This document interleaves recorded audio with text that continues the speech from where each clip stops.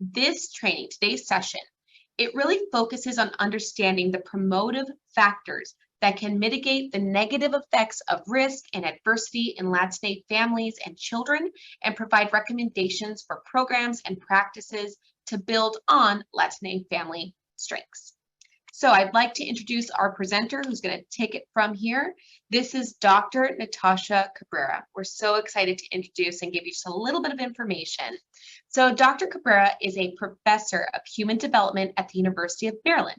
Dr. Cabrera's research focuses on father involvement and children's social and cognitive development, adaptive and maladaptive factors related to parenting and cultural variation in ethnic minority families, and the mechanisms linking early experiences to children's school readiness. Dr. Cabrera has published in peer-reviewed journals on policy, methodology, theory, and the implications of fathering and mothering behaviors on child development in low-income minority families. She's the co-editor of the Handbook of Father Involvement, Multidisciplinary Perspectives, 2nd edition. And Dr. Cabrera is an associate editor of Child Development and the recipient of the National Council and Family Relations Award for Best Research Article regarding men and families in 2009. In 2015, the National Academy of Sciences appointed her to its Committee on Parents of Young Children. In 2016, she was a Russell Sage Foundation Visiting Scholar, and in 2017, she was a DAAD Visiting Scholar at University of Ruhr, Germany. She is co-principal investigator at the National Center for Research on Hispanic Families and Children, co-directing the Fatherhood and Healthy Marriage focus area. And with that, Dr. Cabrera, we are so excited for this conversation today, and you can take it away from here. Thank you so much, Jess.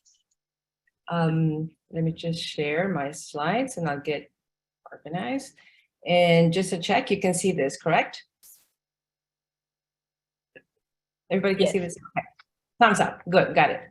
Good afternoon, morning, everyone. I'm really, really excited to be here. And thank you to Jess and Dana for this wonderful opportunity to come here and share with you guys some of the insights that I've been learning from the research that I've been doing with the families of Hispanic origin and African American families for a long time, probably 20 years. But really what I want to do today is engage in a conversation as much as possible. So I really encourage you and invite you to drop me a question in chat. And even if you like to interrupt, I'm sure Jess and Dana will give me a hand because I may not be able to multitask, but I really would like to have us a more interactive experience today. I also really want to make a couple of comments. I'm so honored to present to you these insights from the research and really give an honor to give voice to the stories of his families who are amazing in every single way. I know that you'll have the same experience because you work with similar families, but also after I show you some of the work that I've done. It's been a complete privilege for me to learn from them. And I also want to say that, you know, I think Jess mentioned a little bit of introduction to that introduction, which was lovely. Thank you, Jess, that I'm really trying to take a more balanced perspective, a strength-based perspective that does not in any way diminish the challenges and adversities that many of the families face, but that adds to that picture by bringing to bear on the stories, the positive things, all the things that these families are trying really hard to do to keep themselves and their children happy and alive and thriving. So it really is a question of balancing the story so that we just see it in a complete whole. And also, I think once we have that complete picture, it's much easier to then allocate resources judiciously. Nobody has, you know, endless resources. So this gives a chance to really use those resources in a more appropriate and targeted way. So having said that, I wanted to really share with you today some of the strengths that these families have shown over the years that I've been working with them. Okay, so a quick outline for today's conversation. I'm going to put, I know most of you probably know this information, but I'm going to put Latin families in the context for you. I want to just briefly talk about why we're focusing on strengths and then how do the strengths support child development. And I want to highlight that dad's specific and unique role in families, because often we don't talk about dads, mainly in the parenting research or in the child development space. It's mostly about moms, but I really want to emphasize both parents.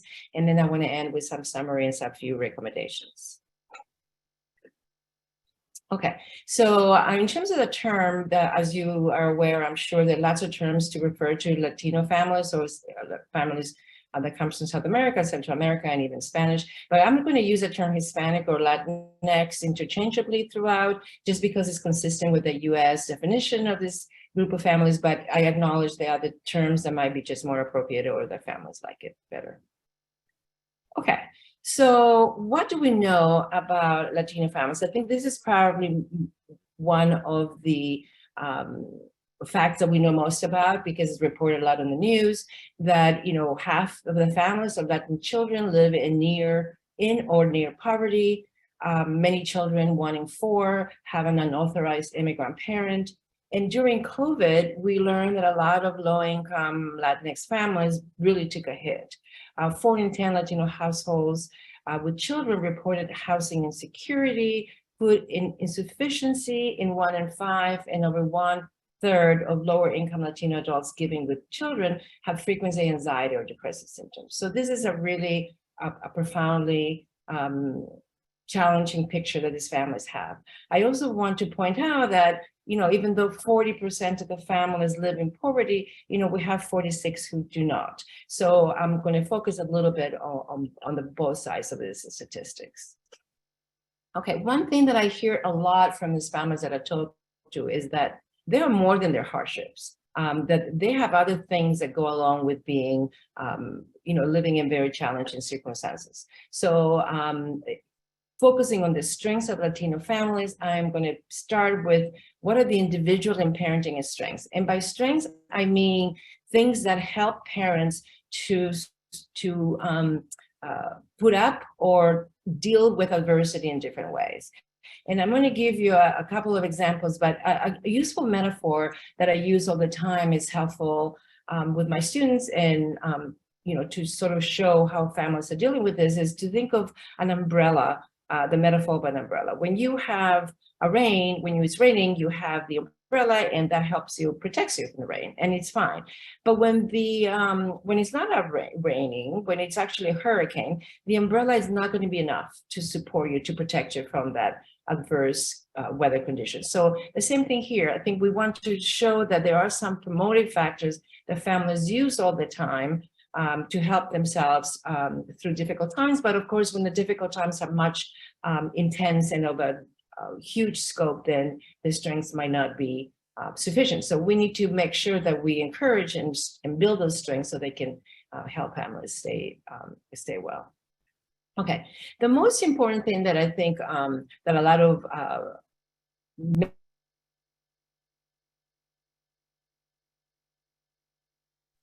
Oh, Dr. Cabrera, you are muted. Thank you for that. How did that happen? Okay, don't touch anything, basically. So I'm just going to repeat the slide. So most of Latino children, at least rated by teachers, say that the kids come to school with strong social skills. And for example, in this graph that I want to show you, you just focus on the light green line. What it says is that Latino kids have social skills as good or better than white children, right? And so these skills are, why is this important? Because the skills, Latin children's social skills, are really critical for developing resilience, and because they promote other domains of development. So another strength of these families is that Latino children and families may benefit from the bilingual and bicultural status. You can see in this graph and this slide that, you know, the majority of Latin parents speak Spanish to the children, and they often encourage Spanish at home. And this is also true for immigrant families. So Spanish bilingualism is a really important tradition and practice that is families. And why is this important? Well, being bilingual promotes children's social and cognitive development. We know this from the work that we do with other children. But it's really kind of odd to me that, a lot of middle-class families, we spend a lot of time getting our children bilingual, but, low-income families who speak bilingual, we don't give them the support to become bilingual.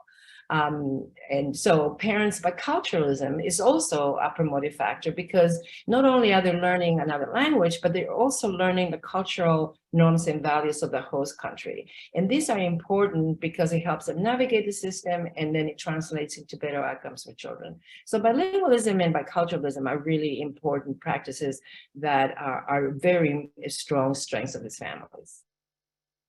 And basically, another really important finding is that a lot of Latinx children are raised in really loving and caring homes. Their parents show a lot of warmth and supportiveness. Fathers are always hands-on parenting, and they're really providing as many learning experiences as they can for the children. The trouble sometimes is when we have a deficit perspective that says, Latino children are not being read to as much, is that we don't always understand what other cultural practices these families are doing at home that can promote learning. And I will show this a little later. So, but in general, we find that there's a lot of goodness and a lot of love and affection in this households for children. Another important aspect of parenting of Latino parents is that they really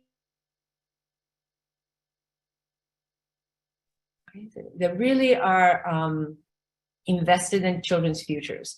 And we see this by the amount of time they spend with the children. For example, here you can see in the yellow highlight that about 3 times a week or more, these parents are reading to the children, are singing songs to the babies, and are storytelling. Storytelling is such an important source of literacy development that it's so underutilized. Grandmothers or moms or dads telling the kids stories about back home and the country they left and all the memories and the norms and the practices is really rich language that really encourages and promotes language development. And this is important because, of course, it gets kids ready for school. So these are, there's a story that reminds me that I'm reminded of every time I see this, the statistics, and a mom who had a job, during the day, but at night, and she makes sure that she was in the morning with her children and at night by asking her brother to come and sleep over and take care of the children while she was working at night. And then in the morning, she will come to the house, prepare their breakfast, and get them ready to school, and then she'll sleep a little and then be ready for them again when they got home from school. So she was doing all this, and then she was taking classes, in English classes, so that she can, and doing homework together with the kids so that they can watch her really getting ready for school and just putting so much effort into her well-being. I found this story so amazing. She also had a little jar that she got her 2-year-old to put quarters every time they got some extra money, and it was the college fund. So this child, a 2-year-old, was going to go to college. I think the only time that they broke the piggyback is when the little girl wanted a bike. But other than that, they were amassing these coins for college. So this is really an indication of how strongly invested they are in the children. In terms of now family strengths, I'd like to point or talk a couple of ones. But before I tell you that, I want to show you a video that I think you will love. I watched this video 1,000 times and I love it all the time because it is just so indicative of the families, how they rear the children. You can get a sense of the love and affection between this dad and his child. And then you'll see some of the relationships that are building through these interactions early on, as young as this baby's 9 months. Okay, so I'll stop here and then I'll come back and hopefully you guys some reactions about the video. Okay. Go.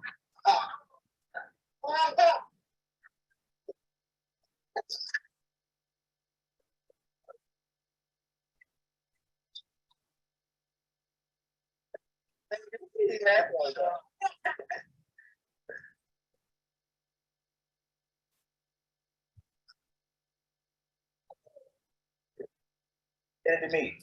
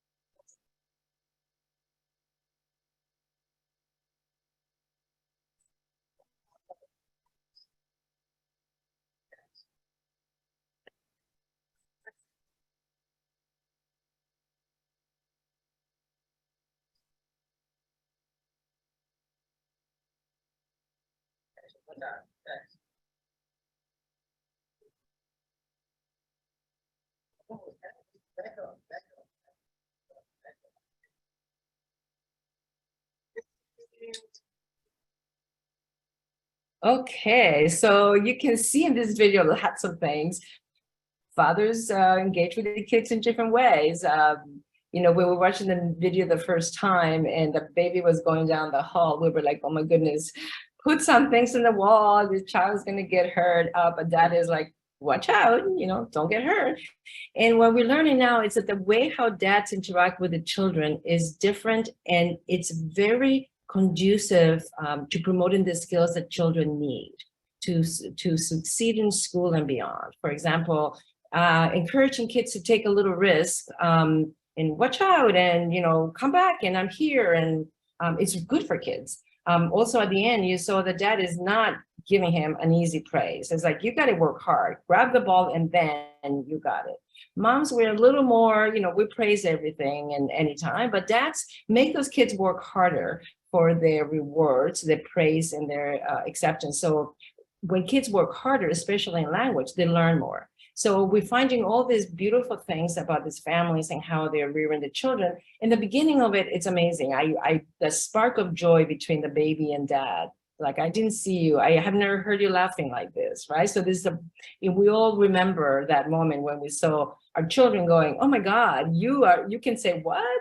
And that moment of pride and joy. We want to capture that and sustain it and support it, because it's going to get harder, as we know, before it gets easier for so many reasons. So this is a great beginning that they're already doing. And I just want to encourage all of us to just acknowledge it and promote it. But it's just a wonderful thing to see that these dads are so committed to the children.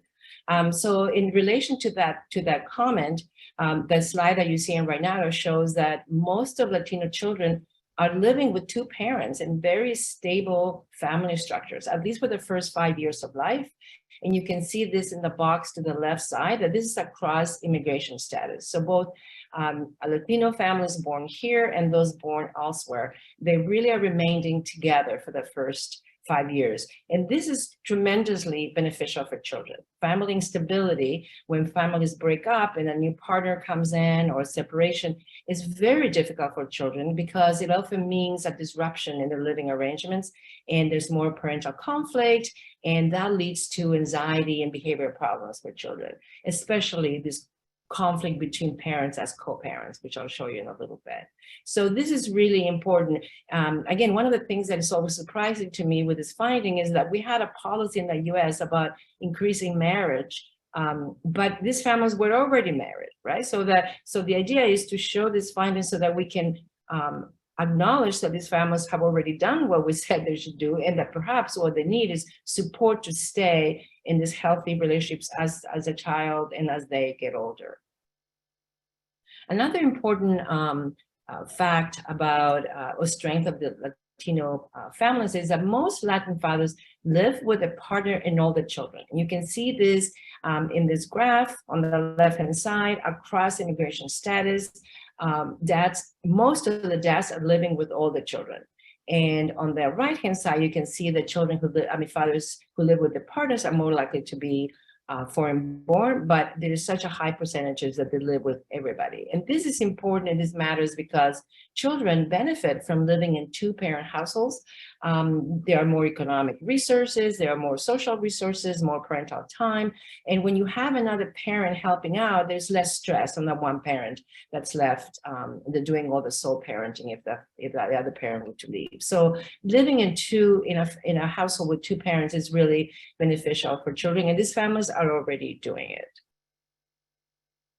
We also have something that is not being recognized a lot because we have this template of moms being mom and dad in the picket fence in the US, but a lot of Latino families live in intergenerational households with extended families who do provide support for the children, and this translates into cognitive and social benefits for kids. You can see in the graph that almost 15% of Latino children live with their grandparents in 2019. That's a time that we have the data for. And why is this important? Intergenerational households can be protective for Latin children because they increase availability of economic resources. We saw this a lot during the pandemic.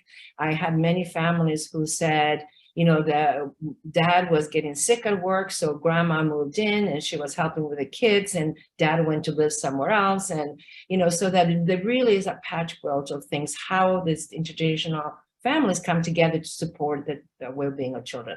And of course, grandmas, we know, tell great stories. So it's also good for children to hear and to interact with grandparents, and helps them with their development socially and also cognitively. But this is also one of the areas of research that we know the least about because we're so focused on mom and dad that we, even barely dads, by the way, right? I mean, we have mostly focused on mom. So we have such little information, but we know that, of course, nothing is all perfect, but that these intergenerational households can be so supportive of families. Another important aspect of the strengths of these families is that Latino families, and this is really important for children's development, experience positive, low conflict co-parenting relationships. When I started doing this work, it was kind of interesting because co-parenting, there isn't a word in Spanish for co-parenting. So the idea that two parents work together, most of the parents were saying to me, what are you talking about? Of course we work together because we're married.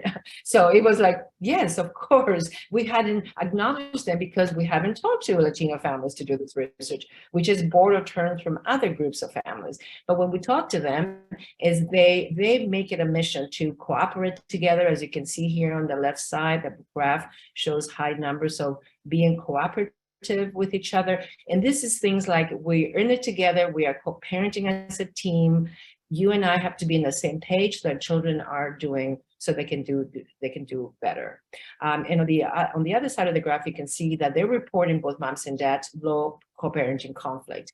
And low co-parenting conflict can be anything from undermining the parent, like you're stupid, you don't know what you're doing, to other things that are really negative. When children see high levels of conflict in their home, it's like, imagine if you were in a bus and suddenly the driver is arguing with a co-pilot and you don't know who's driving the bus and you think, oh my goodness, this is not going to end well. Well, this is the same thing with parents. When parents are arguing and having conflict in front of the children get very anxious and they show it in behavior problems. So this is a really good strength that most of the families are staying together and working as a team to rear the children. Another important strength is that foreign-born Latin mothers report fewer depressant symptoms than other groups of mothers. And you can see here the purple box that only 5% of the moms do compared to these other groups. This is a huge finding because parent psychological functioning is a promotive factor that can influence children's development through its effects on how parents practice, and how they organize the environment for the children. Parents who are depressed, as I'm sure most of you who work with these families, really have depression causes a lot of negativity in parenting, you're more likely to use spanking, you're less patient, you're more withdrawn, and this is really problematic with children, especially with little ones who are always saying, "Mommy, are you sad? Are you sad?" And so that's emotional development is really important to understand how you express your emotions. So the psychological functioning is such a huge issue. And we see here that more and more moms, despite all the challenges, they really are so supportive of the children and showing fewer symptoms. We need to support that because it is, I said, as things get change and children get older, things get harder. So we need to really understand and support their mental health of these families. Especially when they show positive signs of mental health.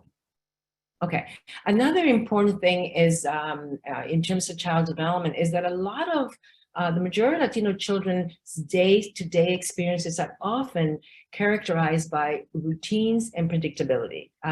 And from a child development perspective, routines are key to child development, right? It helps children to regulate their emotions.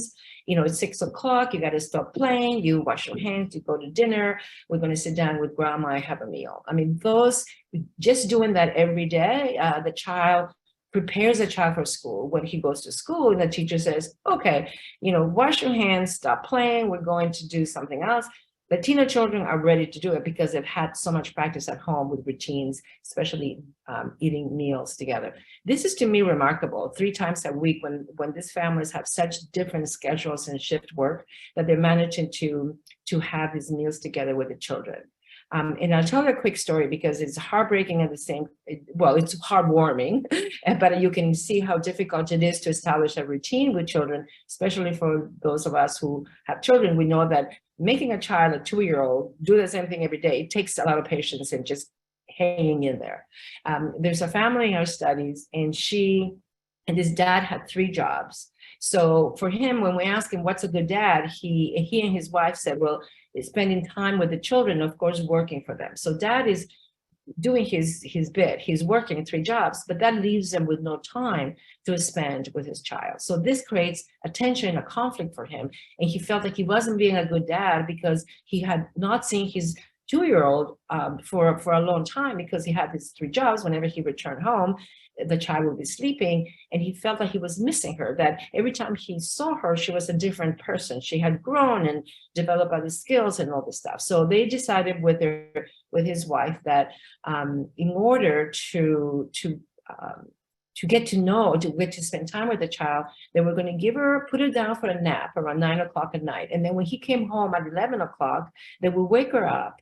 So she can play with him while he had dinner and then spend some daddy and child time together. But so this was wonderful. But the next day the child was tired for school. But they prioritized a relationship. They thought this was so important for the child, that they wanted to do this for them. So this is one example of how these families are doing the best they can to be sure that they meet those goals of what is a good parent for themselves and meet all the needs of the children, not just financial. Okay, and we also know another strength is that, you know, looking at all the father work that we have done in our studies, is that Latin fathers report that they engage in physical play and caregiving activities with their infants all the time. So, you know, they are playing with them, they are changing diapers, feeding them, bathing, all this stuff. As I said earlier, most of them report eating a meal with their children every day or several times a week. And a lot of the dads report also playing physical games or sports, reading to the children, bathing, and changing the children's diapers, as I said earlier. So these caregiving activities are really important, not just because you are doing what you need to be done, change a diaper, but because these activities also provide an opportunity for father and child to get to know each other, to understand what they're like, and really promote this positive relationship. I have a short video of how our dad, and you know, reading to a 2-year-old, I have to say, it's not for the weak at heart, right? This is not an easy thing, and you can see in the next slide, I'm going to show the video how this dad is doing this. Oh, this is an apple, and this looks like a mango, kiwi, orange, and a banana. Mm-hmm. No, you don't need those. And number 8. 8. Ocho. 8 parrots. 8 lobos. ¿Quieres contarlos? A ver. Espérate, espérate. No, me parece eso. Vamos a contar los lobos. 1, 2, 3, 4, 5, 6, 7, and 8. 8 parrots. 8 lobitos. Okay, so you can see the reading strategies that his dad is using with his child. He has her in a comfortable place. She wants to escape, but he's really trying really hard to get her attention. And that is really, and we see this, I didn't show you, but we have, with that when she was 24 months, and now they have it down packed to a science. They're just sitting together and reading and enjoying each other's company. And she's learning both Spanish and English at the same time. So all of these activities are really important, and really from a family strengths perspective, bring the family and the children together. And these relationships are critical to protect children later on when things get much more difficult for everyone, because of just, things get harder, the kids get older and they have peers at school and other influences. Having that strong connection at home is really critical. I want to stop here for a second to see if anybody has comment, or I really welcome your experiences if you have any that resonate with some of the stuff that I've been talking about. And maybe Jess can help me if we have any questions, otherwise. I'm looking and I don't see any questions in the chat for participants. You can also raise your hand and be called on, or you can drop them into the chat. Yeah. And I hope I love to hear what you thought of the video, if you had any thoughts or comments. And as Jess said, these videos are homemade. This is, often we're videotaping when there's a truck going by and baby wants a nap and something else happens. So this is just life. This is how this families experience these moments. And I wanted to share that with you. So I love your thoughts if you would like to share them. I have a comment. Yes. Yeah. So first of all, I'm very fascinated just, with this training. Personally, I'm a Latino woman, and I have a family here and all of the stuff that you explained. My mother lives with us, and she, so that makes her great grandma is right there. So other people are like, really? But then into my professional life, it's been like about 2 years that I'm now a parenting counselor, and I'm out for the Latino community, and I work with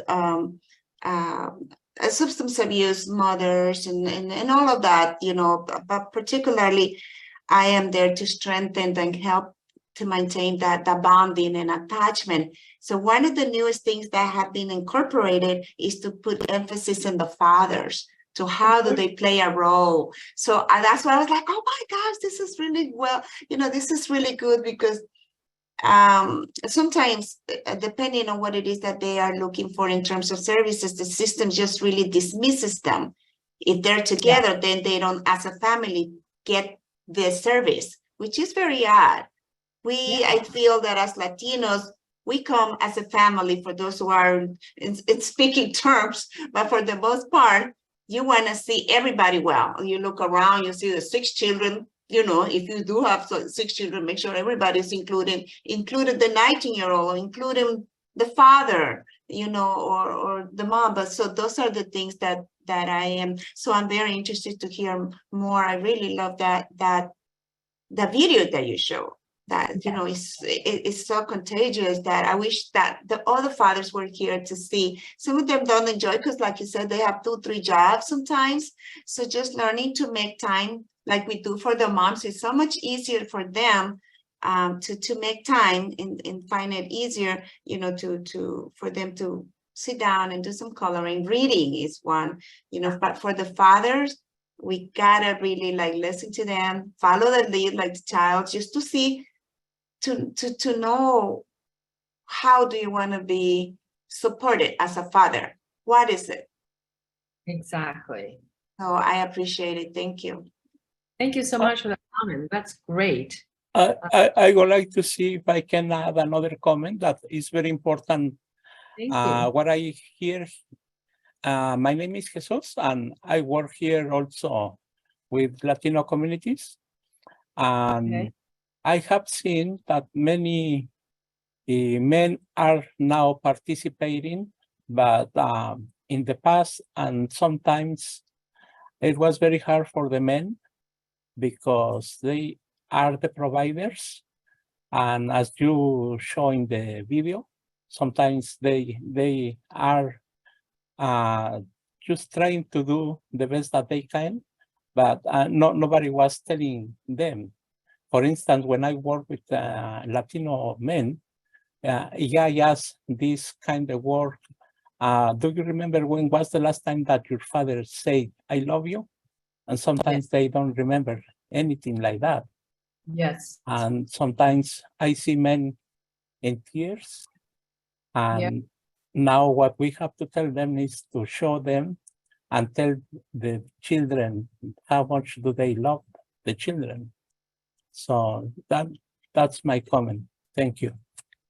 Thank you. That's a wonderful comment. Thank you both. Yes, I've heard the same stories as you. I'm sorry, I was trying to find you so I can see your face. But I've heard the same stories. A lot of in DC, Washington DC, where I live, we have a strong community from Central America, and there was a lot of immigration back in the 70s and 80s. And so some of those children, some of the parents who came here left the children behind. And they were able to support them in El Salvador, Nicaragua, sending money, and the children were relatively well off compared to other kids in the villages. And so I had a couple of those children who grew up and now came back here looking for the parents, because even though they had this extra resources because the parents were sending money from here, they had not had, exactly as you're saying, this experience of being loved. Nobody told them they loved them. And consequently, one dad was telling me, nobody ever told me that they loved me, so I don't know how to say I love you to my children. And he was having a particular hard time with his son. He said, I could hug my daughter, but I think sons just need, a pat in the back, and they don't need to be loved and hugged. And so changing and making them sort of encourage them to understand that what they feel is real, that they should be loved, that they're hugged, that they should hug and love the children, and their sons especially. It's very important because we don't validate what they do. We just say, well, I hope you're working, and I hope that's a good dad, one who works, which is correct, one who works, but also one who spends time and expresses love and affection. Often I feel like sometimes love is more important. Not that money is, of course, money is very important, but having that support and the acceptance and the love from that parent makes children want to do anything. And I often encourage parents, once a child feels like this person is madly in love with me, there is nothing that I cannot do, you're kind of good to go. That child will do the rest. I've seen so many children or heard stories from dads, and especially, who said, the only reason I read to them because he wants me to read to him. And so once a child's interest says to dad, read to me, it's a bi-directional, transactional relationship where the kids are getting what they need from the dads, and the dads are giving it to them. We shouldn't expect everybody to do everything, because the children can actually ask for what they need. The parents are more than willing and able to give it to them, like reading. I thought there was a hand up. No? It looks like there's a hand up. Yeah. Hi everyone. Yes. So I just wanted to add a little bit regarding like the example that it was just shared, and I will kind of like talk about that part, because I was one of those kids that grew up without parents. And unfortunately, as a Latino culture, it's really hard to understand like many reasons of why they did those decisions. So like on my side, like I was always asking questions like, where are they? Why are they not here? Or when can I call them? And it was always them calling me. So I never had that opportunity to decide when I wanted it to talk. And the day that they wanted it to call me, it was like, okay, here's your call, you got to talk. But it's really hard to as well to understand, like, they probably were busy working here, but I'm pretty sure that after many years, it's like it's really hard to understand and get their point that probably like a call on the weekend, it's not going to solve many years of their absence. But I'm pretty sure, like, as a Latino, we need more education regarding like how to understand to be present on our kids' life, because it's not the same like a paycheck every month to our caregiver than at least a call every day before you go to bed, and at least let them know that you're there. And so now I would say that that's something that I'm starting to work on, because now I have two kids. And even though it's hard for me, because like many people tells me like, oh, you just have to start showing your kids your own way to love. But at the end of the day, it's like I didn't learn what it was the right way to receive love. So now I'm just having a little bit more struggle figuring out how to show love without involving my emotions, without putting many excuses, or without feeling guilty now that that I have a full-time job. And when at first I started it, one of my older daughter, she told me, I know, mommy, that you work with special kids and that they need your help, but why you don't just stay home and take care of us instead of going and take care of other kids? And of course, as a kid, they won't understand that there are many reasons behind that I have to go and sick and find a job and need to provide to my house. But as a Latino mom, there are no choices for me to make. There's many ways that I could put, or many excuses that I can make, but none of them will fix any of the past, except that I need to just to relate to how it is, how does it works life, and to show my kids that even if we spend not many hours of the day, but at least once I get here, I never talk to them about how it was work, how hard it was my day, except to make them feel like I'm there for them. You need something, I'll be here. And now I know the difference to be present, because now it's like, even though I have a full-time job, I try to manage my schedule. And I'm so grateful that even if it's a full-time, I have the opportunity to be on top of everything. Did you do your homework? There's open house next month, or okay, we're gonna be there. Mom, I'm having tests next week. Okay, you know your routine, go to sleep early. And after in the morning, we're gonna get up and always remind my kids and tell them the words that as a kid, I needed it. You're gonna be doing good during your test. Do your best, don't feel pressure. And if you don't know a question, don't feel bad. Just next time, make sure to study more. So it's definitely like the hardest way to learn how to be an adult without having that example or without having someone to tell you it's okay to make mistakes. But I had to learn that on my own. And I'm definitely like supporting that this group that you guys are doing. It is an opportunity for everyone to learn and go and help out other Latino parents, because many of them out there, they're still struggling, and they're still thinking that the way how we were raised, that's the way that we should continue raising the kids. Well, that's of course, I'm not going to say that it's wrong how they raised us, but at least we could make a change from how, or at least how I see it now is that I need to learn from their mistakes so I don't do the same thing to my kids. And even though it is really challenging, but it's not impossible. And now I can see it from my kids that I'm not doing it wrong.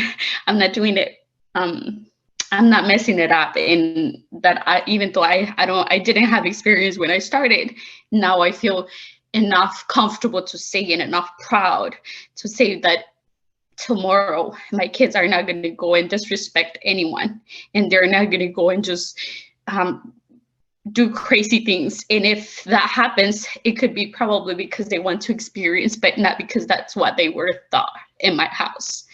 So I feel really proud to be Latina, even though we have so much caring behind us, and so much that it shows us that sometimes we're just like, we're judged by our actions, but they don't even know like how hard it was to be where we are. And with this, I also wanted to recognize that our parents, they only do their best. I would say that before I will think about my mom and my dad, that they were really, really selfish, and they did it. They just thought about themselves, even though that could be a reason or not. But at the end of the day, kind of like started wanting to know a little bit more about their story, and ended up knowing that they were treated more bad than what I was like treated, or they decided to left me because they weren't able to take care of me, or they didn't thought they could do it. And it wasn't because they didn't want it to, it because they didn't got the education, or they didn't even had a good experience with their dad. So it was, I will say it was worse than my experience. So on that side, now I understand that there's no bad parents. They're only kids that they grew up from bad experience, that they don't know how to handle things, and they don't know how to figure it out in their life. Or when they have kids, they just feel like they're thrown out to the world and just find a way to get out of there. And I'm pretty sure that being there for anyone, it's really helpful, and it could save anyone. That's all I wanted to share with you all. My goodness, thank you so much for sharing such an amazing, strong story. I think you have said everything that that I had been trying to say here. That's exactly right. I'm sure other participants have other thoughts, and encourage them to reply or respond to you, or add to your comment.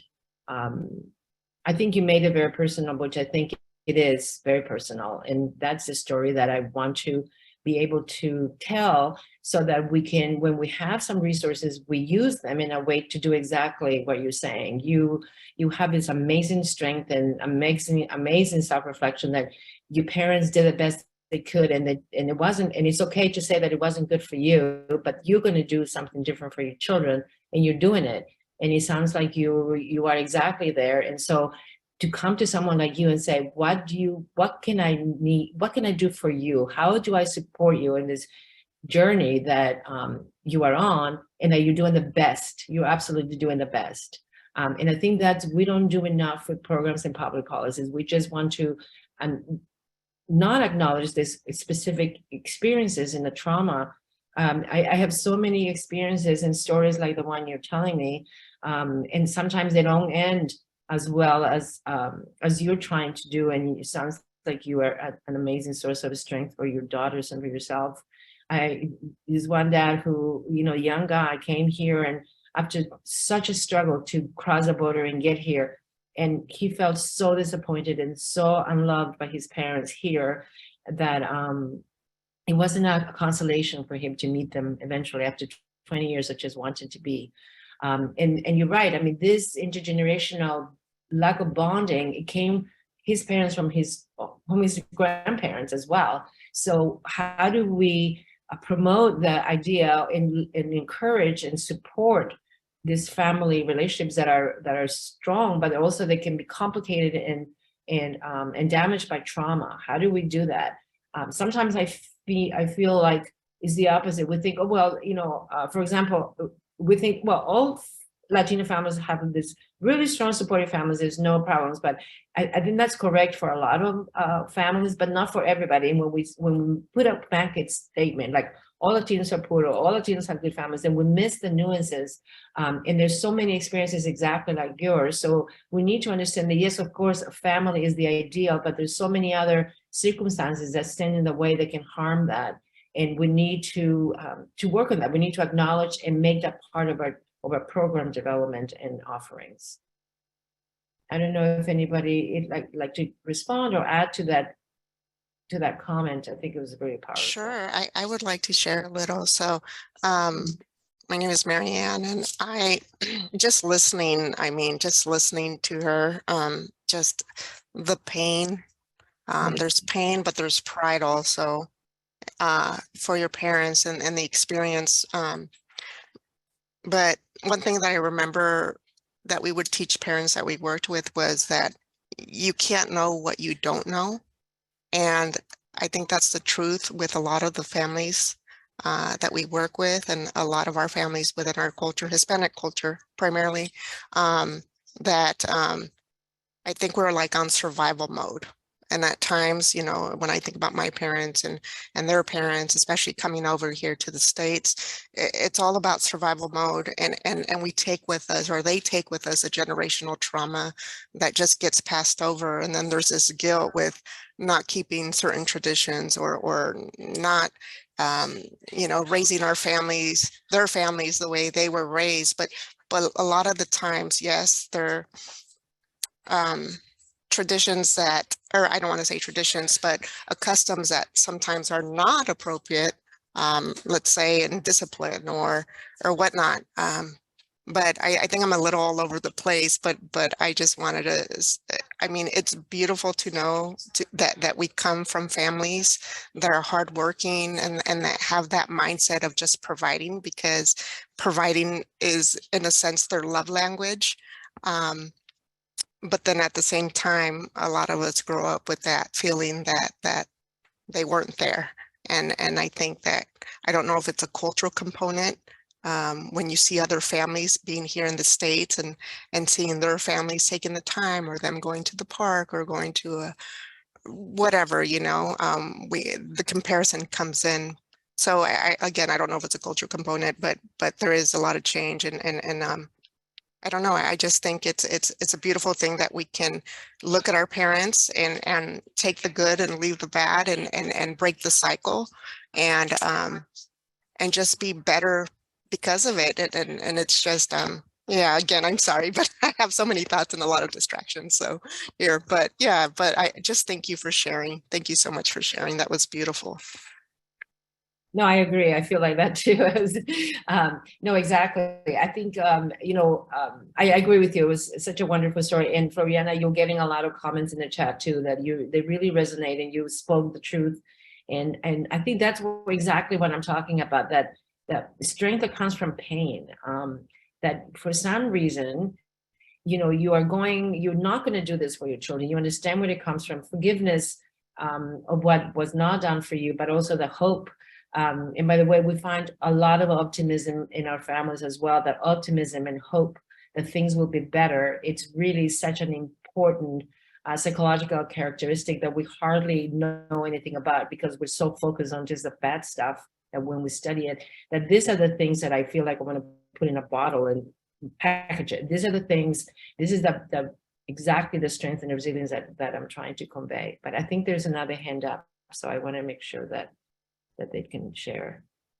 Hi, my name is Shindana. So one of the metaphors that I like, that like I kind of came up when it comes to like breaking intergenerational like kind of parenting styles or familial cultures or something like that, or even if like we're learning like a new skill that like we didn't grow up knowing, kind of like I like to use the metaphor like building a bear. So like sometimes we grew up with like parents or mothers that had like different type of styles that we don't want to carry on to our own parenting. So sometimes we have to like build a bear out of what we want our motherhood or our parenthood to look like. So that might mean like I'll take a piece from this person that I like, or I'll take a piece from this book that I like or something, learning different styles and kind of piecing it together so I could be the parent that I want to be. I love that. That's such a great metaphor. I love it. You know, it's actually one, I did a study.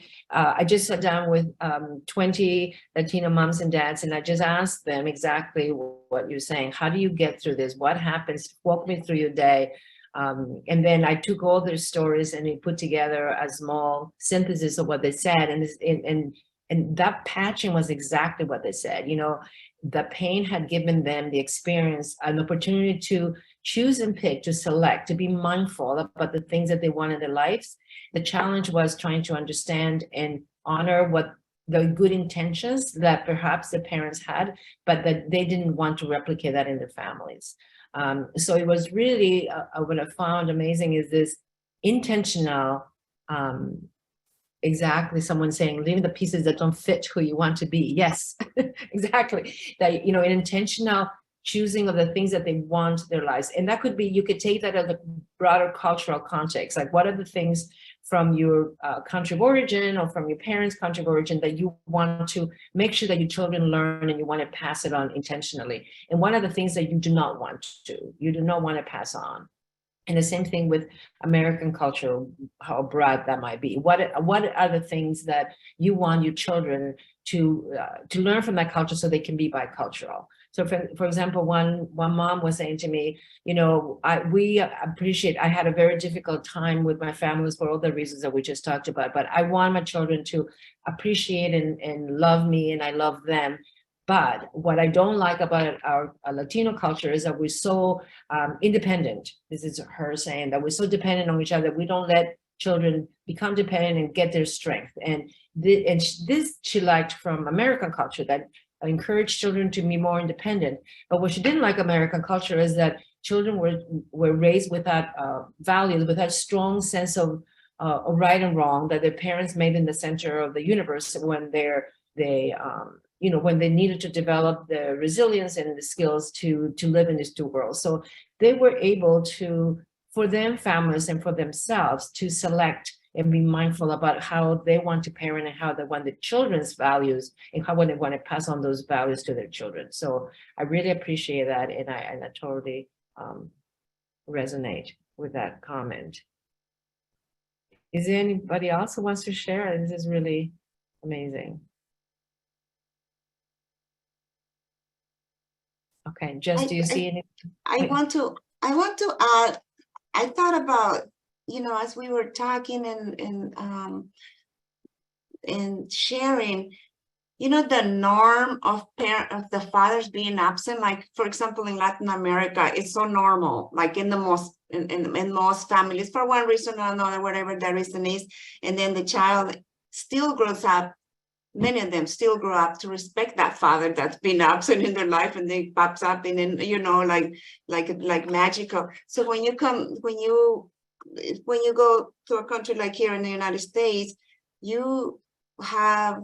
most of us have this a different view, or you just want to sort of like reflect on what happened. How is this, you know, how are we, you know, and then you take this pride about saying, yeah, I know my mom and my dad. You're not like necessarily wanting to go deep into your roots somewhere else. You just know who your mom and dad are, and then for so many of us, it's enough to know who they are. I think that you know, it gives you a sense of like, I can start building myself up from here. And if you are very daring to say, you know, I don't want to go in that route, because many of us, you know, are led to lead the life how mom and dad or whoever, you know, will tell you to leave it, and you are very respectful and following that, and you sort of like become different things. I don't know. So I like that idea about the bear building yourself up as to, you know, like the different strength that both parents may have and your surroundings. But then I used to also say, yeah, well, it's very normal for, you know, the father not to be there. And then, but it's been years now that I've been reflecting on that, you know, and it's also very beautiful to see like the strong families that come from so many different countries, Latino America countries, as you know, the mother and the father, and they're just hanging in there as a couple and raising their family. That is something that's also very beautiful, and not just make it so normal that the father is absent. Yes. You know, because it is sad. It is sad. Yeah. Yeah, no, that is such a good point. Yeah, talking to a lot of dads, a lot of men feel that way. They feel like they were not encouraged. They were not giving, or many of them were not given value for doing the other side of, you know, for being a parent, the nurturing, the emotional connection with the children, that they were mostly encouraged to work. And if they didn't work, then they weren't good dads, and end of story. And for them, many of the dads that I talked to coming to the US gave them the opportunity to change the narrative, to think, well, I actually want to, I love my kids and I want to do differently. I don't want to, I feel this loss and this pain from my own upbringing, and I don't want to do that for my children. And I think that we haven't also recognized a lot of, for example, we see a lot of depression among men, and we see from other research that the connection between fathers and children is very good for their well-being as well. The men, once they get, like in the video that I show you, this dad was like, once I see the joy and how it makes me feel, I am not giving it up. I want to now be part of this child's life and understand the wonder and the possibilities and how I can help this child do better than me. Like that, I'm always amazed by a lot of the stories that I hear, that when these dads have the opportunity and under really, really difficult conditions, that they really want to hang in there and try to have this connection with the children that they didn't. Because at the end of the day, all of us, regardless of our cultural, we are humans, our humanity, and we are social creatures. We loving is what makes us tick. Loving makes our brains happy. And so giving this love to your children and getting it back, it's amazing. One dad said to me, you know, it was very difficult to be, I had all these jobs, and every time I came home, you know, he looked different and he didn't want to play with me. I didn't know how to soothe him. And so the early years are critical for the brain development. So I'm working all the time so I can provide the things that he needs, but he was not relating to this child. And then he changed, you know, he changed his jobs and he was spending a little more time with his child. And then one day this child said, "I love you, Daddy." And he said, that was the moment when I was done. I am going to spend my life being with this child, never leaving him and trying to do the best I can. So the love that children give you is also a powerful incentive to be reflective and change. And that's also the story that we don't know much about, and I'm hoping to give you a little bit of that in the slides that come. How much children contribute to that relationship, even as babies, as you can see in that video. And the love, that the unconditional love that children give for their babies, for the parents, it makes parents want to do everything they can for their children. And I see that as a strength, that they really, it's not because you don't want to, you will try your best, at least here, where they have some opportunities to be able to do better for the children than their parents did for them. Can I add another comment? Yes, please. I know the Latino community is very diverse. For instance, there are families who have enough resources and they can build up very good children. The mom spend a lot of time and time of quality and teaching the children. But there are other families that they don't have enough resources. So it's like the low-income families. Sometimes they have to break up or rip up the family a circle because the mom or the father has to emigrate to different country. So if the child was 2, 3 years or 1 year, they sometimes don't remember the face of the father when the father move out. So, and sometimes people who is around that children, they don't understand very well what is going on. And sometimes they poison the brain of the child, telling him like, if your father really loves, he will be here with you. Or if your mother really loves you, she should be with you.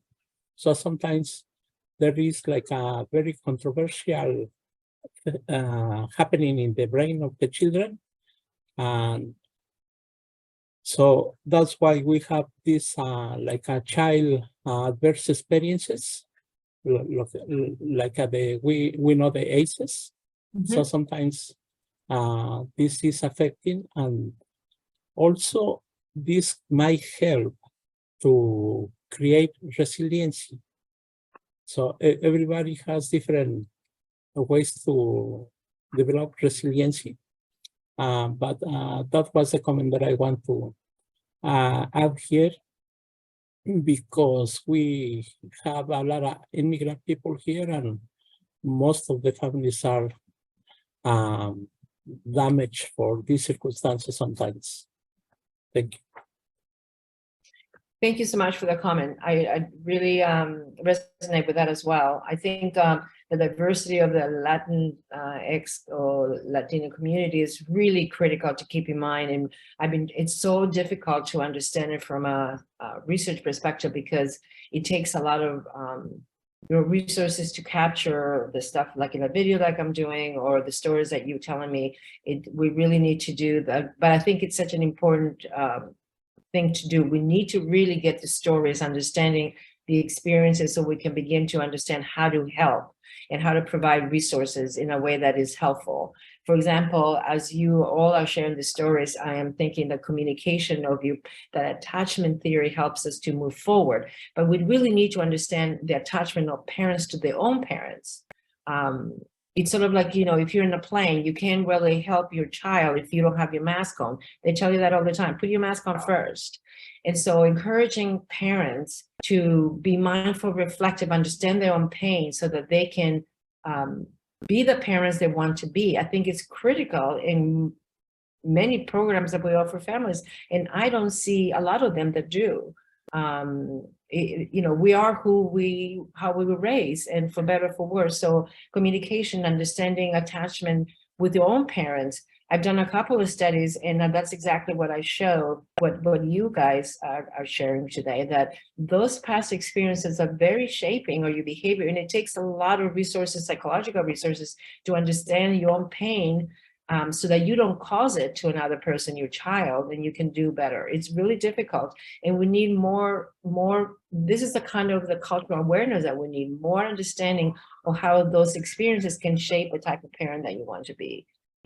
We have also similar things around incarceration. As you know, there are a lot of Latino men have a high rate of incarceration, and that separation, and I'll show you one small study to that effect, that separation is very detrimental. Deportation is very detrimental to children and to families. And we do this without even consideration on how that is changing the family dynamics and this trauma that we cause, again, by these policies that are really inhumane. So I think communication and incarceration, all these things, at the same time, the story of the strength, how these families are managing. Because what I found is that a lot of these families are trying their best to do what they can with what they have, even in the midst of the pain and difficulties. So we need to just, what are they doing so that we can support them, because they know exactly what they want and need. And I think we don't do a good job at that, because we don't understand what is it that they're not waiting for us to save them. They're trying to save themselves. And so we need to support them in a more targeted way rather than just saying, oh, we need a policy that mirrors everybody. Yeah, but they're married already. We need something else, especially different communities, need different things. If there are no any other comments, I can continue. Jess, is that okay? Do you see anything else? I think we're good to continue. Okay, thank you.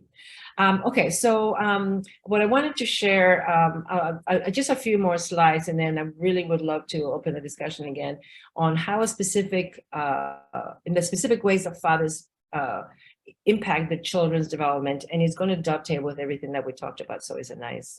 So the first thing I want to do is this is just a graph that I show all the time, because there's this tendency to believe, as many of the participants were talking about, the fathers are absent because they want to or because they can't be sensitive to their children. So in the studies that I've done, we show that moms and dads can be as sensitive as they can be to their children. So both moms and dad can be as sensitive, but also, as you can see on the right-hand side, they also display very low amounts of the bad stuff that for children, for being intrusive or being negative, calling a child names, for example. We hardly see any of that in the Latino communities. Parents rarely call the children names or insult them, especially the young ones. So we see this is just to show you that the Latino fathers can be as sensitive as moms with the children. And this one also just shows that all these interactions that children have, all the things that you saw in the videos, they really translate into good things for kids. Communication with dad, responsiveness, all sorts of language skills. Children learn all these skills through this important, reciprocal, loving relationship with their parents, and the fathers also with their fathers. In addition to what they do with their mothers, fathers offer an additional component to that development.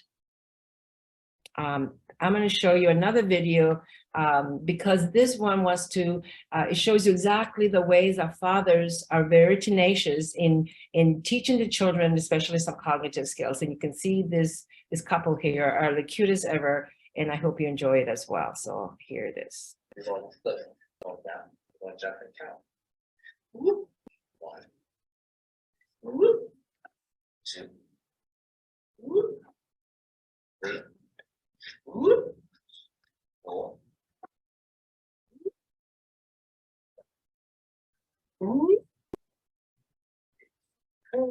Whoop. Gotta grab the book. Whoop. 8, whoop. All right. Whoop.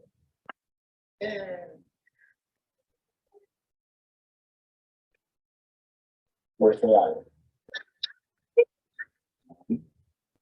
2. 2's up here. 2. Good job. Got 1.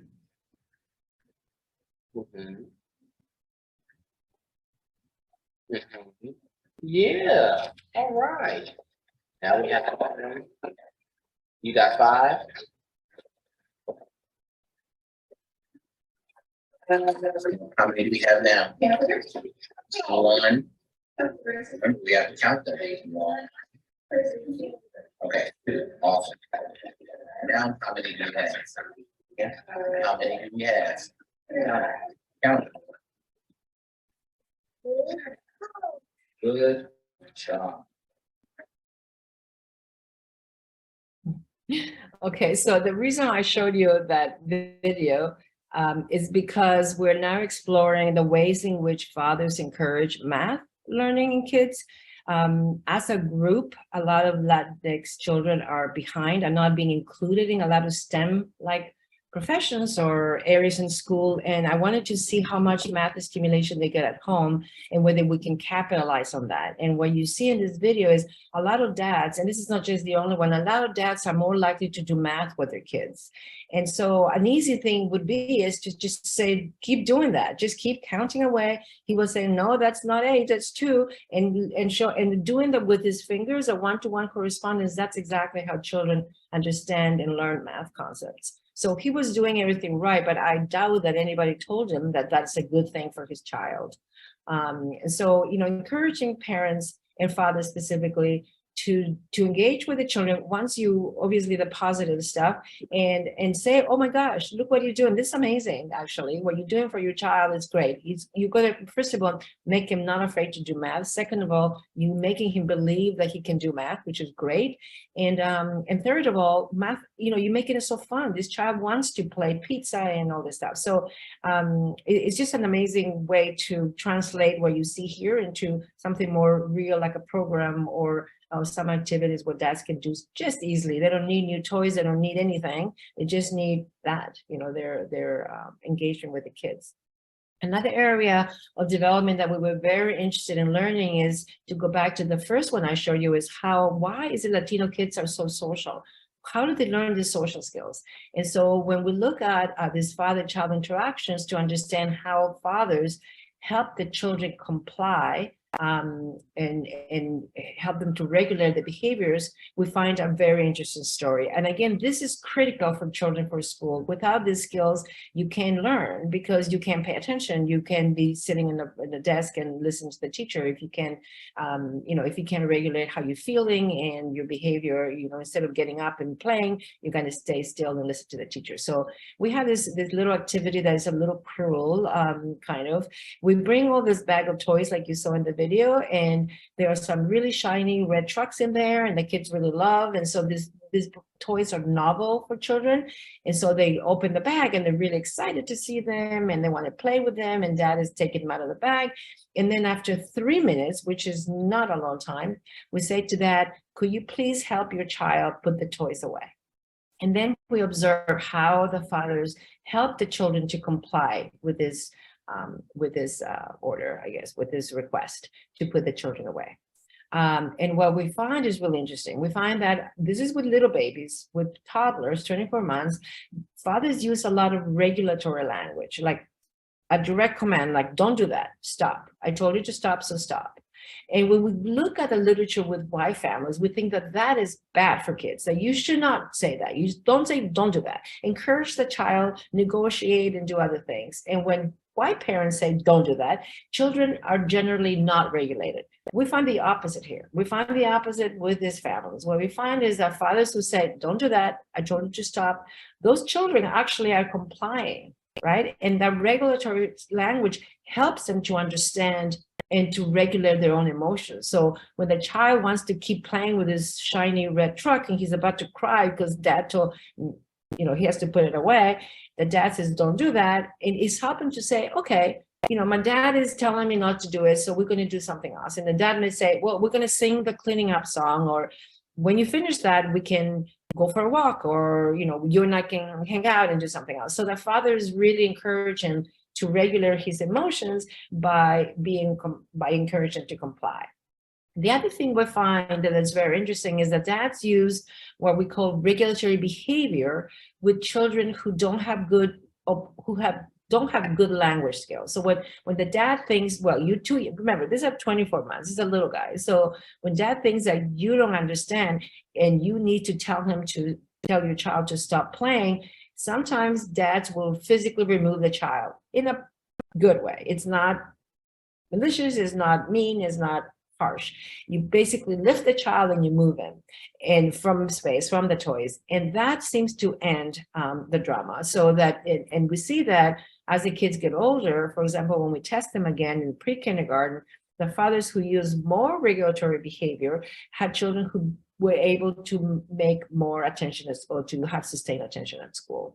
So fathers are engaging with the children and helping them to comply in different ways, even from moms and from other groups. And these are also important things for us to honor and to recognize so that we can, again, encourage our fathers to continue doing what the children need. Oh, I lost my arrow. Okay. This is the study that I wanted to show you earlier. So this study, in terms of the father-child relationships during the toddler years, the early years, are so important for later social development.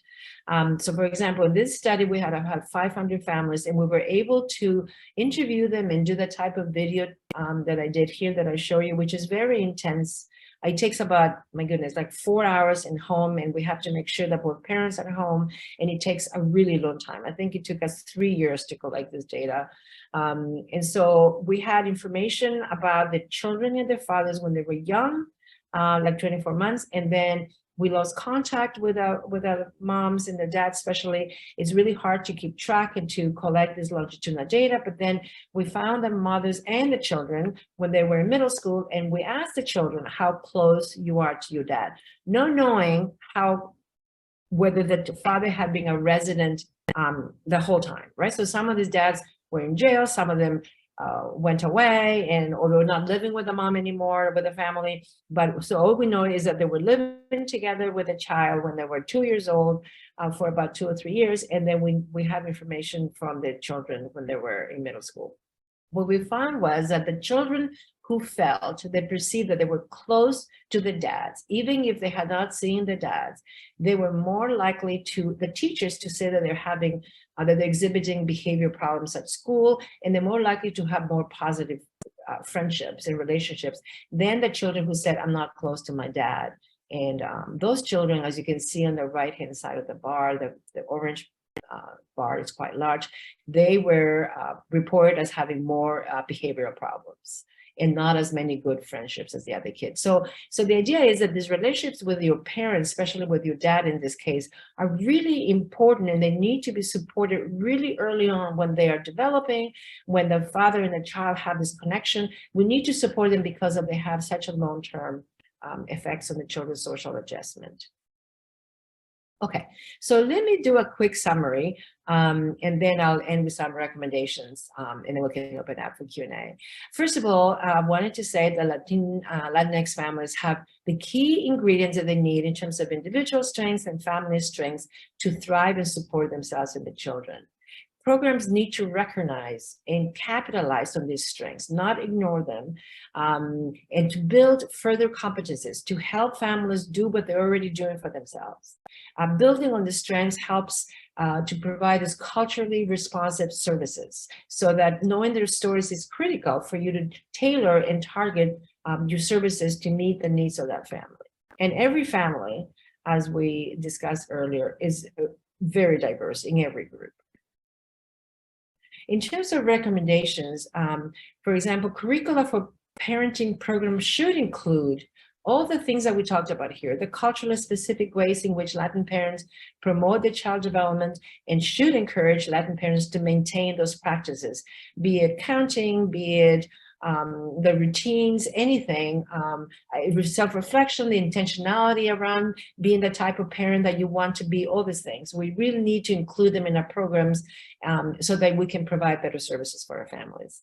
We need to acknowledge Latin parents and families' strengths and encourage families to use them. Validate what the dad is doing, what the mom is doing. Yes, it's really hard what you're doing. It's amazing what you're doing for your child. How can we help you? How can we build that? How can we support you doing that? And acknowledge that as wonderful as these are, parenting is really difficult for all of us. Especially when you have few resources and you have a lot of trauma. So understand how these families are doing and really validate their efforts. Increase our own understanding of the cultural beliefs and practices that Latin parents view as important resources to help them live in the United States. Most families want to be bicultural. Most families that I talk to want the children to be able to navigate both their country of origin cultural norms and beliefs, but also here. They want them to be successful in both cultures. Biculturalism is an amazing asset to have.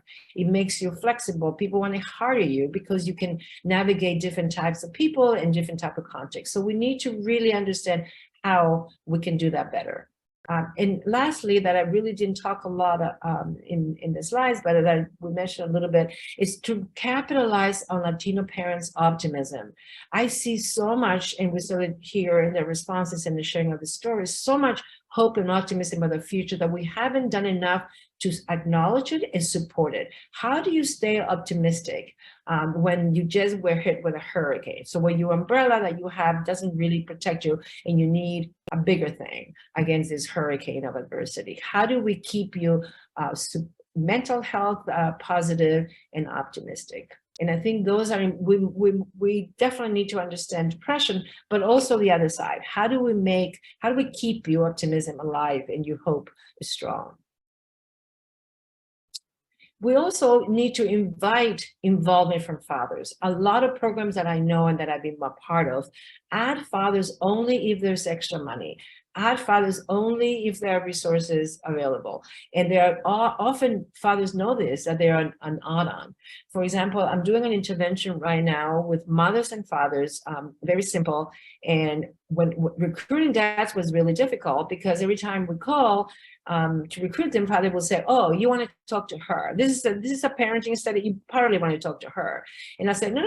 We want to talk to you, the father, you as a parent. And they were like, oh, me? Okay, well, and they were surprised. And then to make sure that they felt invited, that they felt like I was intentionally going out of my way to recruit them, we had books that say daddy's book. It doesn't say mom's book. It says, this is a book for dad and his child. And that makes such a difference to dads to see these books that they have to read to the children saying, daddy's book. So we need to really make a concerted effort to understand what a family looks like. I think I forgot her name, Marilyn, maybe, was saying families come with grandmothers, with grandparents, with aunts and uncles, and with fathers. We really need to understand fathers, involve them, as well as extended family members. I think doing otherwise, because there are not enough resources or because the grant didn't cover it, it really is not efficient. You are breaking up the family in a way that doesn't make sense. So you really need to understand how families look like. And like my next point, meet families where they are and be flexible in targeting program efforts. Like, for example, I wasn't in this program, and the dad and the program director had money to develop a program, and it was a Head Start program for moms. And so what they did for dads is do the same thing as they were doing for moms. And I was thinking, well, it's not going to work. Dads don't want to come to have donuts at 7 a.m.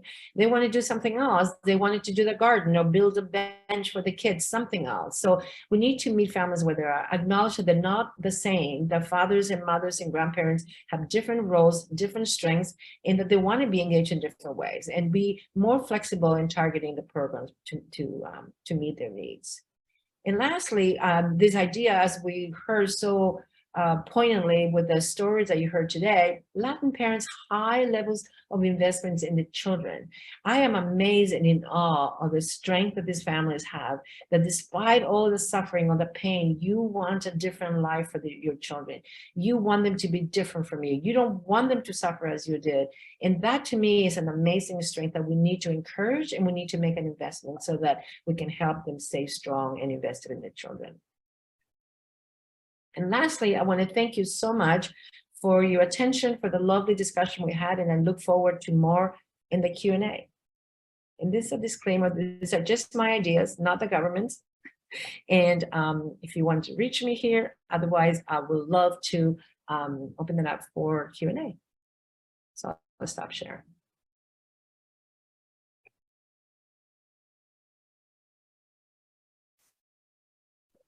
Would you share your contact information slide again, please? Yes, absolutely. Share. Where is my contact information?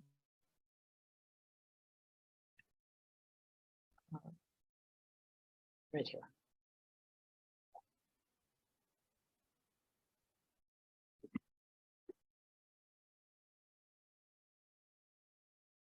Great. And so we just want to give participants a second to ask your questions. If you have any, we'd highly encourage you either raise your hand to be called on, drop them in the chat is another way to do that. In the meantime, go ahead. Sorry, I can't see you. I was going to say, I can also stop sharing if you don't mind putting my contact info in the chat, so I can have a discussion. Is that okay, Jess? Yeah. Okay. Thank you. Okay.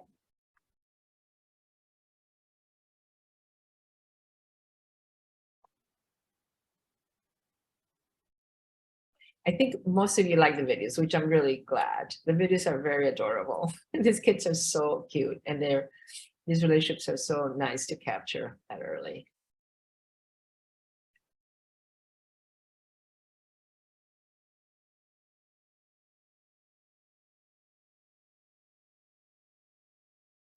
Well, perhaps I can ask a question. It looks like there is one question in the Good. chat. Okay, What please. what inspired you to do this research, and what keeps you motivated to continue to do this work? Such a great question. Two things. I think I was one of those children who grew up without the dads, and I was always curious to see what my life would have been had I had a dad. So I was very interested in that, and I didn't want to just make all dads a bad guy. My dad was kind of like a bad guy, but just didn't have the resources and didn't have the education to be better. I think now that I'm older, he probably wanted. I think I know that no human being is born thinking, when I grow up, I'm just going to be a bad parent. Nobody does that, right? It kind of just happens. So I think once I understood that, I felt better to try to capture the good story. What makes fathers, or could make fathers, be there for the children? And I think it probably was a self-healing in that way, because I didn't take the negative route, which would have been much easier. There's so much bad to capture. But I wanted just to see, there are so many dads out there, including my own probably, who wanted to do this. And what keeps me going is the children. The children break my heart, because I think all of us can remember that child in us, right? And in our children. So the disappointment, the hope, I have seen children, love their dads, and then this one dad was deported, and then the child just lost a 3-year-old who could not understand what just happened to his world. And mom was so distressed and could not explain to this 2.5-year-old, 3, your dad was taken because, it was just one of those things you just want to hold him so he can cry. And then his dad was released, which I didn't even know about this crazy policy. His dad was released from internment camp in Texas. So the next time we went to interview the child and collect the data for the 30 months that you saw in the video, the dad had come home. And so the child was resilient. He was like, okay, this is good. I can handle this. Dad is back. Never mind. And he was 3, right? But then they took him away. The dad was captured again. And then everything fell apart. Mom couldn't handle, the child. My student called me and she said, I don't think we can do the visit because the child is throwing all the toys out of the window.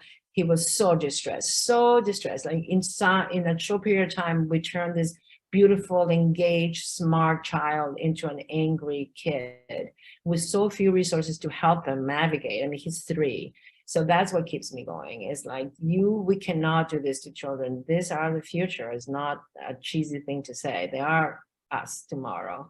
And so understanding, and the parents who love them. I mean, I have seen dads called for prison. I did a study in prison. I went to prison. And I was amazed to see those dads will do anything for the children. And I was thinking, I would do anything for my children. Like, it's just, and they, of course they have other difficulties, but the one dad made a point of calling his child every night. And he was willing to take all the rejection. The child was saying, you can tell me what to do. Look at you, you're in jail. And the dad is, yes, I screwed up big time. I don't want you to do this. I'm going to be here for you no matter what. And this took forever. And the father was willing to hang in there for a long time, rejection. But he said, I'm not going to leave you. Even if I'm not there, I'm going to be with you. I think so. Parents need to find fathers that they can, even when they think that there's nothing you can do from jail. Yes, you can.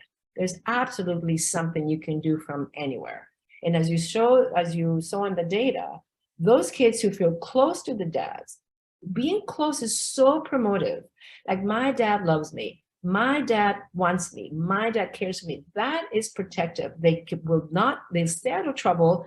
They say, oh, if my dad only found out that I did this, he's going to kill me. So I'm not doing that. It really is protective. We need to tell those dads that before you become a non-adolescent dad, you are going to make a difference no matter what you do. You don't have to have an education. It'd be nice if you do, but if you don't, it doesn't matter. You just have to have the willingness to love this child. In child development, we have the saying, all a child needs to have a successful life is to have someone who's madly in love with them. That's the parents. So anybody can be madly in love with somebody, especially parents. But a lot of dads don't think that. A lot of dad thinks, I screwed up, I'm that person, I don't do, it doesn't matter. And I've seen dads turn around. I interviewed this dad who had tattoos everywhere in his face, and he didn't want to show up to the child's school.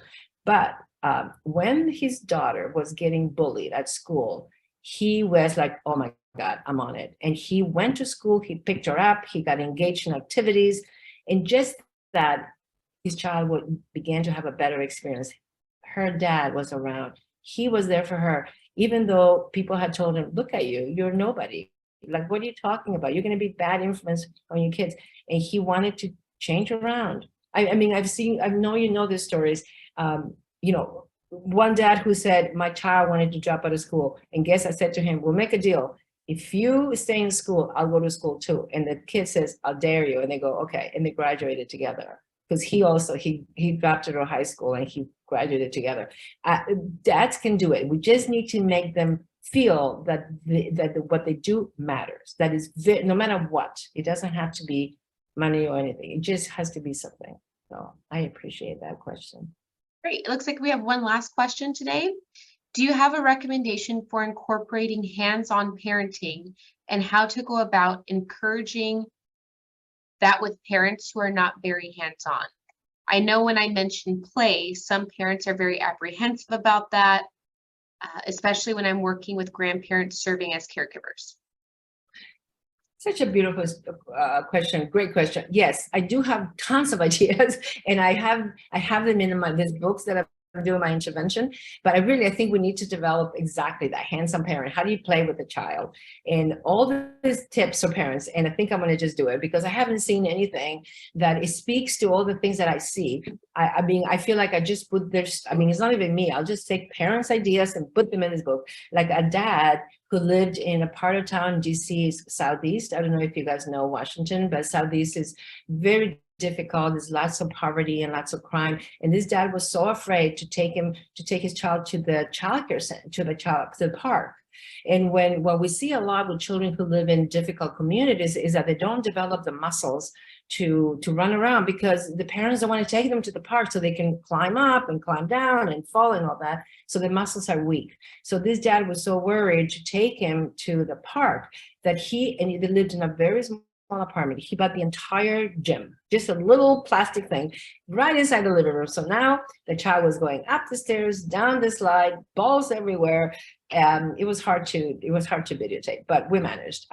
But the thing is, this dad got creative and said, okay, this child needs to develop his muscles. You need to walk, you need to be strong. We can't take you to the park. We're going to do this. So I think there's so many practical ideas that come. I mean, the idea, the story with the dad who woke his child up at 11 o'clock at night so she can have some daddy time with him. I mean, how about teaching teachers, when you see a child falling asleep in the morning, don't assume that parents don't love this child or they're like, oh my gosh, this child was running around crazy and didn't get sleep and the parents don't care. No, ask a question. Why is this child tired? Often you'll be surprised by the answer. You know, it's not, so really understand. I think, and also just ask the parents. It's very simple in a way. We just need to understand or acknowledge that they know they love the children and they really have thought about it. They have thought about how to take a child to the park. When, I mean, when I visited this family, the mom said, don't take the elevator. I'll come meet you in the stairs because often people get mugged. This is the type of environments that kids live in.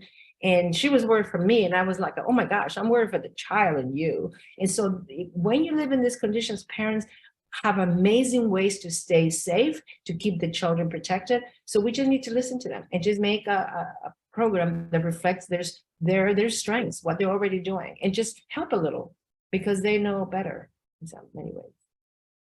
It does look like we have another one last question in the chat. Can you expand more on why Latine children are able to regulate better than white children when given the don't do that, put that away commands from dad? Yeah, isn't that amazing? We don't know, but I have some ideas that I can share with you. One of the ideas is that all of our research in parenting, most of the parenting programs that we have are based on parenting behaviors of a very small group of people, white middle-class parents. There are tons and tons of ways to raise a happy, successful child, right? Tons of ways. We just don't know that. most of the parenting programs that we have are based on a very small group of people. So I think that if we were to open the lens, we will see that the parents do it in different ways. And that, for example, when a father says, don't do that, we think in the parenting white middle class, oh my goodness, that's so insulting and intrusive. But dads, like you saw in the video, it's like, don't do that, you're going to fall, but then I'm going to praise you when you actually earn it. And that relationship, the children know that with dad, you can't mess around, right? Moms, I'm sorry, but we praise for everything. I used to say, oh my God, look at you, you're so beautiful, you're so this. And mom would say, oh, okay, I know you're beautiful, but not that beautiful, but yes, I'm beautiful to you. But dads a really, kids and dads have a different relationship, and is very, we think, fathers encourage kids to get out of the comfort zone, to try things that they don't know, as much less than moms. I hate pillow fighting, dads love it. And that's a really good way, rough and tumble and wrestling, to show regulatory skills. Like dad will say, hey, that's enough, that hurt. We were playing and now you're hurting me. That's really important for a child to know, especially when it comes from this big dad who can control his behavior and the child is watching and observing. So each parent brings something special to the table, but we can't just leave the parents out, the fathers out. Someone had a hand up, Jessica. I see him as. Hi, I was just actually going to say, I don't think it's exactly yelling. I think me and my husband do that sometimes with our children, but it's like, when we're like, hey, stop. Sometimes they're kind of like, oh, whatever, I'm playing. But when you change the tone of voice, like stop, they know, oh, my mom I need to stop now. So I think it's just, it might be the tone that they're using is a little bit more, they understand the tone of voice of the parent is using, and they know that my mom really needs me to do this now. So, I think you're right. That definitely, I just have to find it, we don't know what exactly comes from, but another source might be routines. A lot of times children are expected to be at the table. When if grandma comes for dinner, you stop what you do, you come say hello. And this, or even with little kids, so that encourages regulation. You're playing, and now you got to go say hello to grandma, whom you also love. So it's not so hard, but you still have to stop what you're doing. So I think it's all these little things, cultural things of, eating a meal together, coming, getting up when your grandmother comes home, or on Sunday we go see her. I don't care what whatever, all those things, amount to children just being able to hold their feelings and emotions and behave in a way that is asked of them. We have this snack delay, and it's so cute. I don't know if you've seen this. It's like a marshmallow test. If you've seen it on television, you give something to the children, you tell, don't eat it until I tell you to. So we did this with Latina girls, which are my favorite girls. They're so cute, like two and a half years old. And people in the research community told me, don't do it with toddlers. They're so young. They can't regulate themselves. They're little. So I thought, you know what? I'm just going to try it. So if I don't see anything, then I don't see anything. Guess what? Half of them do not eat the snack. They do not. I said to them, here's the snack that you like. I'm going to go away. Please don't eat it until I tell you to. And then we come back, and the majority of them have not eaten it. They're regulated. They wanted the snack and they just waited for me. And then we observed to see how they help themselves to stay regulated. What made them not eat it? And they're so cute. The boys are different. The boys are like, oh my God, I want this. And they go very close to the snack. They want to touch it, but they don't eat it, right? Because we told them not to eat it. So they do touch it. They put it, they don't eat it. The girls, they distract themselves. They put their hands on underneath their butt. They're sitting on them, or they turn around so they won't be distracted. They won't be tempted. These are 2.5-year-old girls. So, whatever Latino families are doing at home, all this stuff is really working because these kids are regulated. Even low-income families can do this. So, and I want to continue to understand it, because that's fascinating. That's such a huge strength that we have hardly no information on. Sydney, I think. I see Sydney. Maybe there's someone else. Yes. Hi, this is Sydney. Thank you for an awesome workshop and for everyone who shared. I'm not Latina. I'm African American, non-Latina, but I've obviously enjoyed this time, and I also have some similarities in my own upbringing and family. And I just also wanted to thank you for what someone already mentioned, just sharing about the differences in the regulation. And I think personally, I had to take home because I have young children and I'm, reading parenting books and I'm talking to my husband who's like Black, most Caribbean descent. And some of the, advice is like you have to, what people talked about earlier today is that you take the input that you're getting and then you figure out, what do you want to use and what applies to you and what doesn't work for you and your family. And sometimes it can be countercultural or counterintuitive, even some of the advice in the classes, because it's like, this is not what my mom told me. This is not how my dad told me. And and sometimes I'm trying to find my way. Like my oldest is 10 and my youngest is 1, and they're all individuals. And so, there's things that we want to repeat and imitate from our parents, and there's some things that we don't, the same like everyone was saying already. But I think it was just comforting to be reminded that, if I don't do things just like this program, in the researchers, because I'm a very like researchy type of person, it's like, remember, the research wasn't necessarily used on me, like people like me, people like my family. So I'm not wrong if I decide like, hey, that's not working for us, or my son or daughter is not responding to that.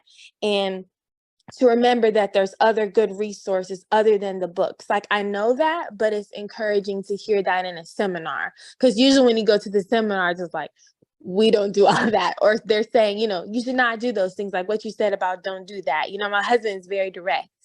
And I'm like, you shouldn't, whatever. But it was encouraging to hear like, no, that is helpful. And I know that, but it's encouraging to hear and a reminder of professionals and other people in the field that like, there's things in Black and Latino families, and I know Latino can be white or Black, but you know what I mean, diverse groups, that people of color, that are not always captured in books, and they can be captured other ways and should be celebrated. So I appreciate all your work, and thank you for allowing me to share. Thank you. I really appreciate that comment. I think that's exactly right. I think, not only do we tell parents that one size fit all, but also we make you self-doubt. We're thinking, maybe what I'm doing is not right. Maybe they know better. And without little information that is true, like the directive, exactly, it is a directive, is don't do that. It's very efficient and especially in the context of a lot of love and affection. These children know that they're loved. And so when that means no, it means no. And that is important, because when they go to the classroom, the teacher's not going to be, well, I think I mean yes, I think I mean no. No, he's going to get into trouble, and immediately. So I'm preparing them for a context where a no is a no, like you stop and stop. It's important. It's how we prepare our children for school and for the world. But not acknowledging also the physicality, like this dad was physically removing a child, and when my students were coding, my students were like, oh my God, but it didn't hurt him. It basically removed the child. And when we asked the dad why, he says, his language is, he doesn't understand. So I'm not going to yell at him. I'm just going to remove him quietly, nicely. And that was done. The child appreciated it. So I think it's just understanding the idea that researchers, we don't have really a lot of research on many, many families. We have a very small family, and it's unfair to expect that all children should behave the same way. I want to reverse that. I want to say, how about if we encourage white children to learn all the things that ethnic minority children do at home that is good? We should also share with them. We should, so it's not, so instead of just, it's always the bad things that we need to be aware of, is also the good things. We need to copy that, and make sure that we can share with other groups that these are the important things to do. I We have about, 5 minutes left in today's session. There is one last question. Maybe you could give us a quick response to it. The question is, aside from the takeaways that we'll be taking with us, what is something that you would hope that we would take away with us? Thank you. I saw that too, and I was going to flag that. Thank you for that great question. I think, I really love that question for many reasons. But I think what I would love you to understand is that families are complicated, and complex, that I have not met a parent who does not want to do the best for the children. I really have not, and I'm sure you haven't either. That we need to get out of our box. Now it's more than one thing, but get out of our box and really talk to families, understand that they bring something. If you just think that a person brings nothing to the table, you are dealing with this person in a complete different way than if you think, oh, she's bringing this to the table. Let's work with that. Always remember that they have something good and that you can work with something good, and you can work with something good anywhere.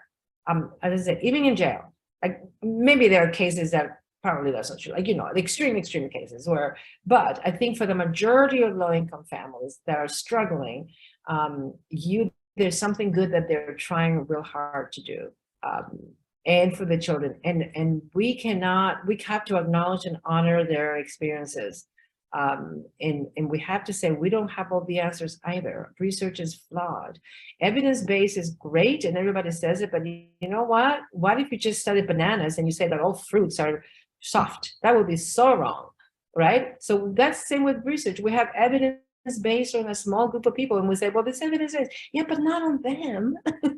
So I think we need to acknowledge, and when you become, and I so appreciate you being here because you're motivated and you're learning, and I'm learning from you guys, and especially understanding how the research is made. That's why I went a little bit out of the way to show you, because once you understand how the sauce is made, you can see that there's some mistakes, there's some limitations. It doesn't mean that our science is completely misguided. It just means that we have to take it with a grain of salt because there are some flaws and we're not perfect. We're trying as researchers, we're trying really hard, but there's been a tendency to just focus on the bad stuff because right? I don't know why. I mean, when I started doing this work, my friends warned me that, well, you don't want to come across as if poverty is not bad, because then that is not, obviously poverty is terrible. Nobody wants to be poor. I'm just saying, look at the other side, right? Look at what other things families are having to do with and how they're weathering the storm with what they had, and then go in there and reinforce those resources. Like if you have a flood in your home and you're putting bags of sand, well, bring more bags of sand. They already have the bags of sand, right? So just help and be aware that these families, that they love the children and that the children need both parents, moms and dads, or whoever loves them, and the caregiver that loves them. Thank you so much. I really appreciate it. It's been really fun to be here. It went fast-ish. We just want to thank you on behalf of Caltrin and on behalf of the participants. Thank you so much for being with us, Dr. Cabrera. Thank you for your content and for your insight. Thank you all to participants for being here and for engaging. Yes. I want to remind you that there is an email that is sent to you in a couple days. It'll have some of the follow-up information about today's session. And of course, we will offer a certificate of attendance today. So we're going to drop into the chat for you a quick survey. After you've completed that survey, at the end of it, you'll receive access to your certificate of attendance. And with that, we want to say thanks for being here. We hope to see you again. Have a great weekend, everybody. Thank you all. Thank you very much.